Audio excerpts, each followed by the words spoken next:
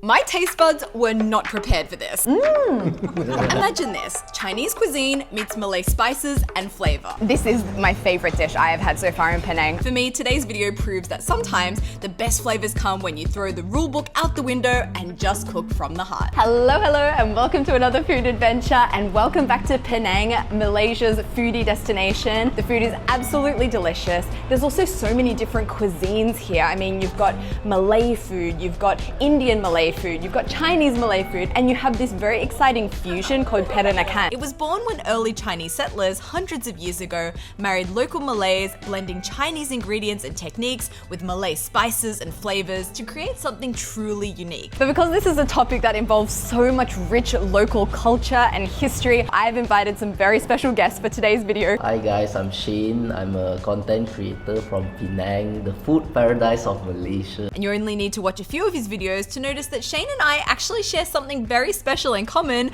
We both like to get our families involved. I would love to introduce you guys to Shane's family.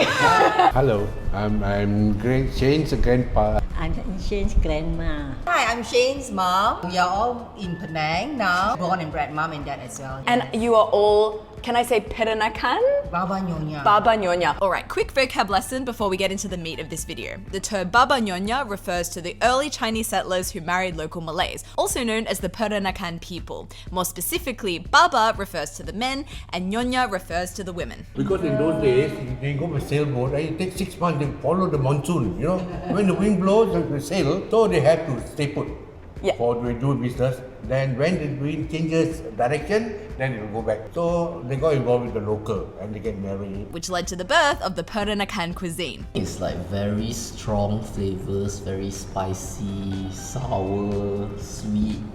My grandma always says it has to be sweet, salty, like everything has to be balanced. Peranakan food is also commonly referred to as Nyonya food. Why? Well, because Nyonya, because it's the ladies who make all these things. The men will eat only, you know. the men ate while the women create. And oh boy, did they create something wonderful. Just wait till you see some of the dishes we're going to be trying today. But first up though, we're starting off our day of Peranakan food here at a Nyonya cafe. Nyonya cafes like these are famous for serving dozens of varieties of kueh, colorful, bite-sized sweets that come about from the marriage of Chinese and Malay culinary traditions. Chinese use a lot of glutinous rice for their, desserts. So the Chinese brought that here, and then the locals, the Malays, the savory filling inside is the marriage of flavors that brought the Nyonya kueh. What would you recommend? Oh, if you ask me, then you're in trouble. I'll include everything. We ended up going with a selection of some of their favorite kueh, and how gorgeous do these look? What's your go-to, Shane? What's this guy called? I forgot. Kaya. It's basically made with like the blue pea flour, glutinous rice, and it's like topped off with kaya, which is like a egg custard with coconut milk, I would say. Do you use chopsticks in your cuisine, or is it mostly knives and forks? It's mostly hands. We actually don't use utensils. Let's do it. Oh, so that's the kaya on top. Yeah, I'm gonna try. Your favorite? I love that. This is one of my favorite. How's it taste?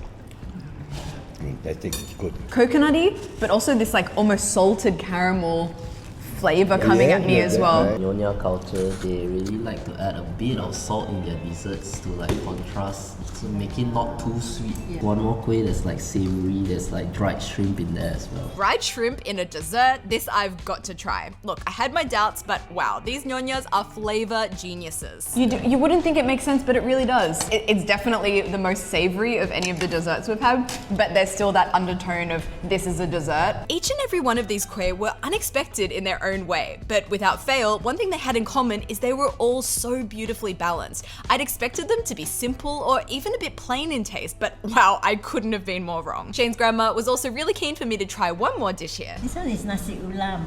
A lot of works. You see all this so fine. You have to muscat fine cutting. Fine cutting. The more herbs, better. At least 7 or 8 types. It's a lot of work to do Nyonya food, because there's a lot of work involved. Fine, very finely grated, cut, not mom wouldn't accept grating. It's fine cutting, so you have very nice knife skills. I've just been told that most people take half a day to make this food. Is that right? Yes, basically a salad. It's rice and heaps of herbs. And all that hard work prepping and combining those different herbs, it definitely pays off. It's like a herb punch in your face, but in like the best way. It's so balanced, texturally balanced. It's soft from the rice and crunchy from the onion. I've only had one spoonful of this, but my mouth is completely lit up with flavor. I cannot stop at one. Do you have this a lot at home? It takes so much work, so we have it like once in a while. You don't have the herbs, you can't make. Oh yeah, and another thing is also really hard to find all these herbs, so that's why we don't have it like really often. But it's not just the cuisine that shows this incredible attention to detail, you see it in the embroidery too. Even the embroidery, How you see fine everything. they are. I mean, would you check out the detail in this hand-beaded shoe design here? She makes.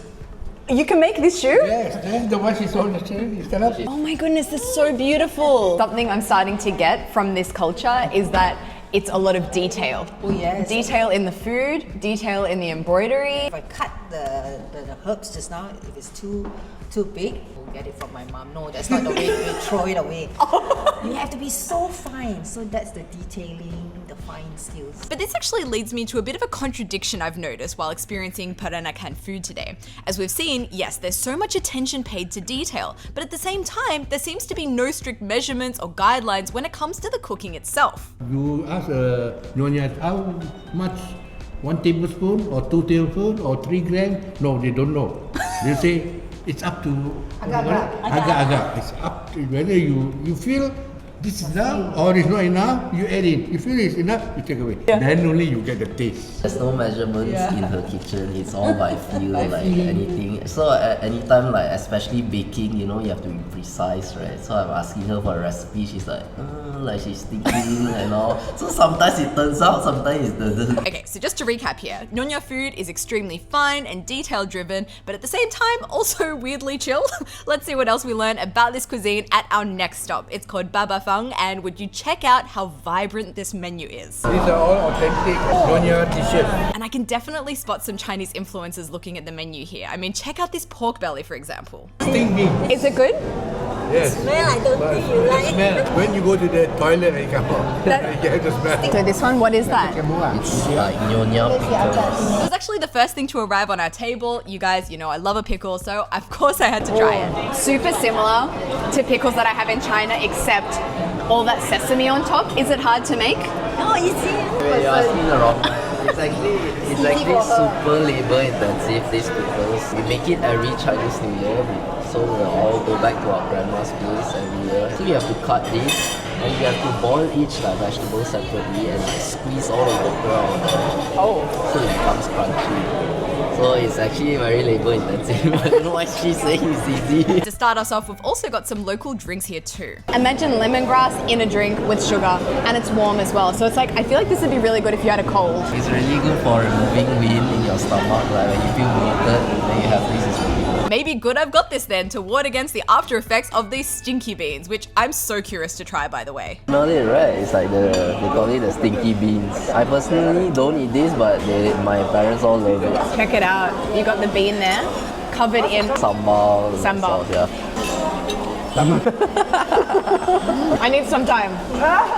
I'm trying to figure out if I do or don't like it. Those beans, they're quite bitter. It's one of those foods, weirdly, that the aftertaste I like more than the first taste. But you won't like the after smell.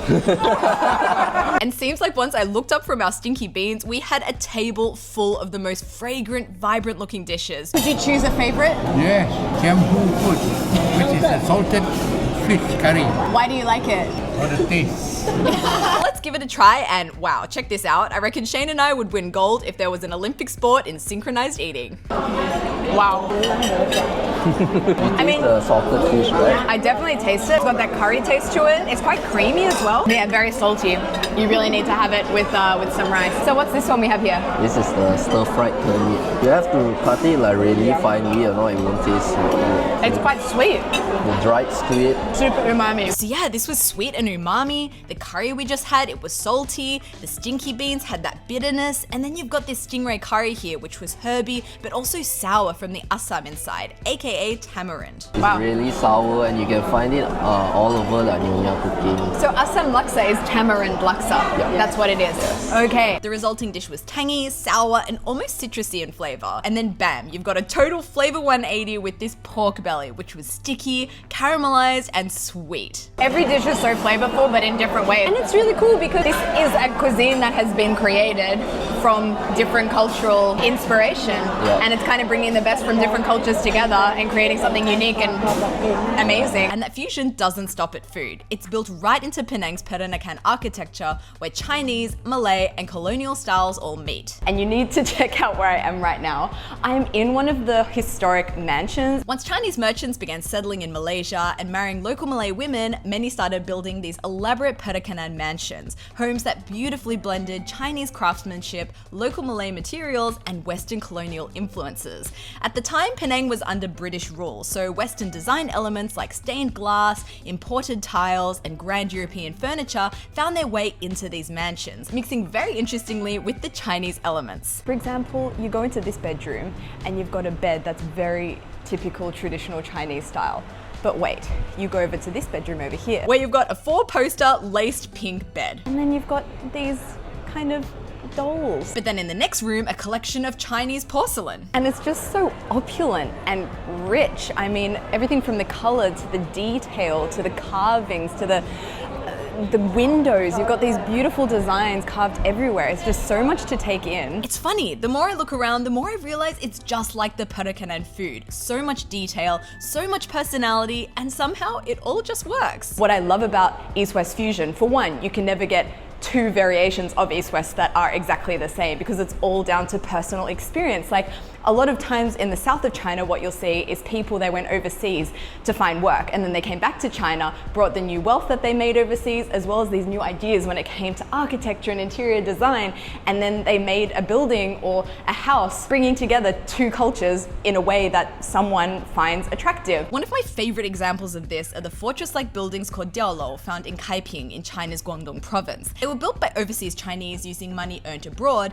and were often inspired by Western architecture they'd seen overseas. Some were even modeled directly from pictures of foreign buildings they found on postcards. And similarly, in this Perenakan mansion, you can see how different worlds were combined in whatever way the owners saw fit, a reflection of their travels, their tastes, and their stories. And I love it. It reminds me that why does there ever need to be a rule book when it comes to architecture, and same with food. When you bring two cultures together, you can make so many different variations. Like, for example, this is a dish that I would say is maybe 80% Chinese, 20% Malaysian, but then you've got a dish like this that is maybe 80% Malaysian, 20% Chinese, and every single dish is bringing a little bit of this from one culture, a little bit of this from the other culture. It's really exciting, actually. Flavors I haven't really experienced before. The fried chicken of my dreams. It looks super crunchy, and it has this sauce, which I've learned is actually Worcestershire sauce. So I guess that's the English colonial influence sneaking its way in there too. So you not only have influences from Malay, Chinese,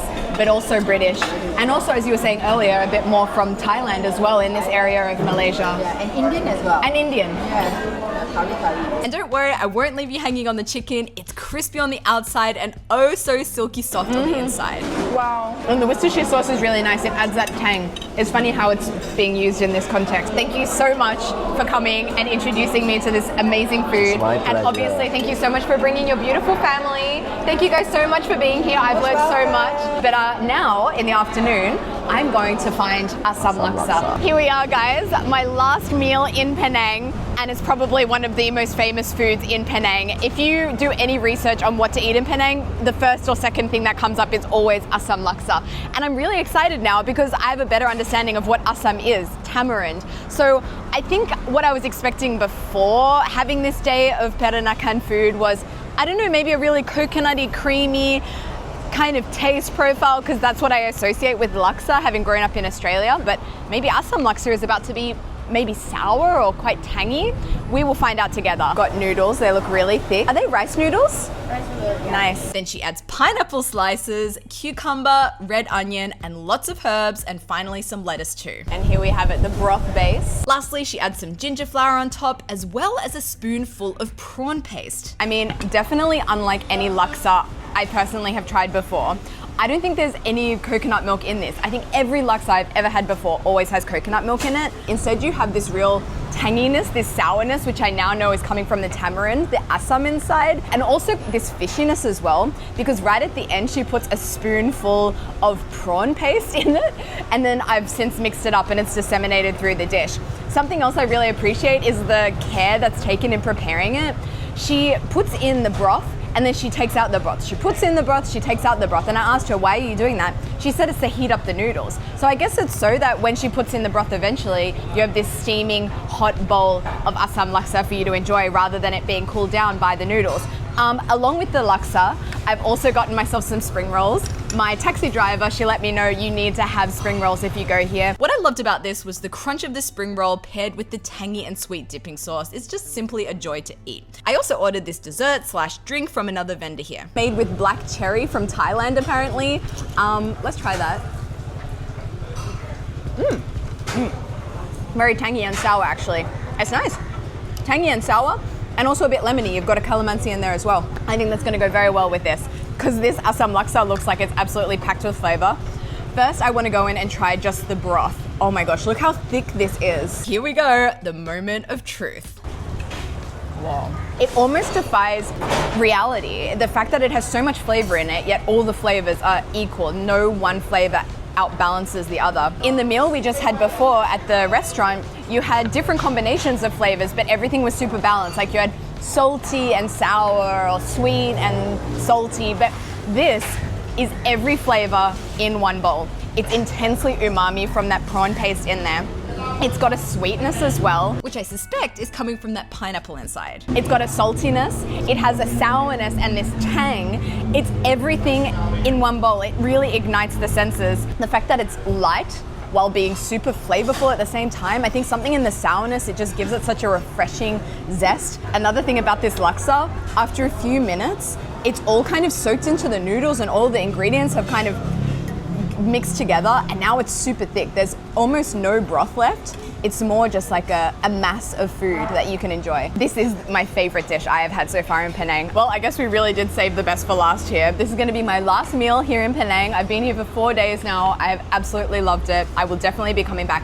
And next time I come back, what I'm excited to do is, now that I've tried the must-try items, I'm looking forward to delving deeper into the next level and those little snacks and the hidden gems, and that's what I'm excited to do next time I'm here, because there is just so much to eat. But the eating continues. I'm about to hop on a flight to Kuala Lumpur and begin an epic 24 hours of non-stop eating, so stay tuned for next week's video to check that out. Thank you for watching. As always, don't forget to like, comment, and subscribe. Don't forget to subscribe to Shane's channel as well. What a legend. His family was just amazing. Such a pleasure to do this video with them. Thank you guys so much. And yeah, I'll see you guys next week. Goodbye from Penang.